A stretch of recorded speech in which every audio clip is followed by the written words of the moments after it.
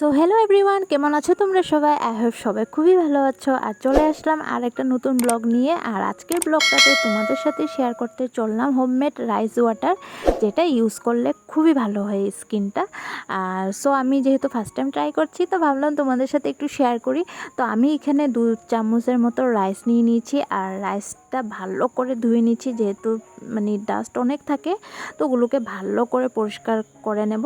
তো এরপর দেখতে পাচ্ছ পুরো ক্লিন হয়ে গেছে না জলটা। আর এখানে 1 কাপ জল দিয়ে ঢেকে মানে ওভারনাইটের জন্য ছেড়ে দিতে হবে।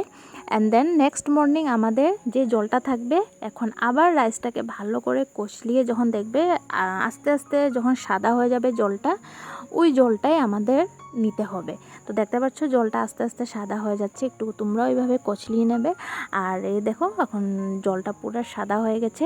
আর চা ছাঁকনির মতো এইভাবে ছেঁকে নেবে, যেহেতু একটু কোনো রকমের কিচ্ছু মানে নোংরা যেতে না থাকে।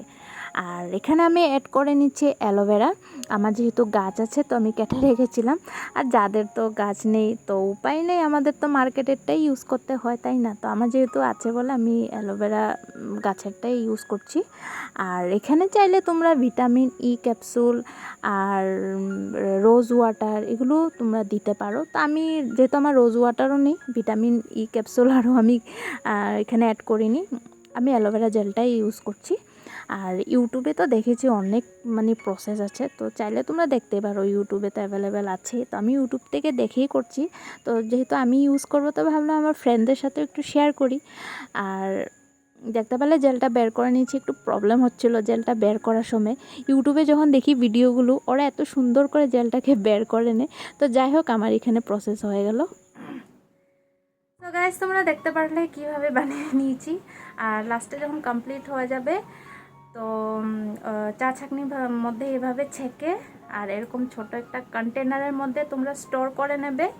আর 1 উইক ফ্রিজে এটাকে স্টোর করা যায়, নষ্ট হবে না। কেন কি এখন যেহেতু গরম দিন, এমনি বাইরে রাখলে মানে স্মেল এসে যাবে, যেহেতু রাইসের হয়।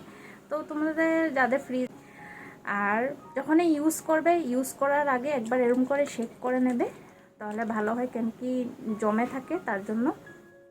তো তোমরাও ইউজ করো। আমি ইউটিউবেই দেখেছি এরকম করে করতে হয়, তো আমি যখন বানাচ্ছি ভাবলাম তোমাদের সাথে শেয়ার করি। আর ন্যাচারালি যদি অ্যালোভেরা না থাকে, মার্কেটে যেটা পাওয়া যায় ওটা দিতে পারো। তো চলো তোমরাও বানিয়ে দেখো কি রেজাল্ট আসে। ভালো রেজাল্ট আসলে আমাকে তোমরা কমেন্ট করবে।